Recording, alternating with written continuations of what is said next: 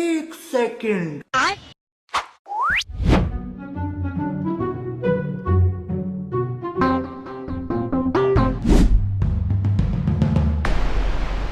কিরে বন্ধু তুই 3টো টেক্কা পাসো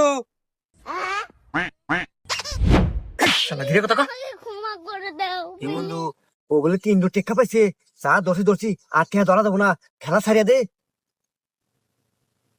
কি বন্ধু মারতে আমার না বন্ধু আর ধরবো না খেলা ছাড়িয়ে দিলাম হ্যাঁ ঠিক আছে বন্ধু তুই হাইটি হারে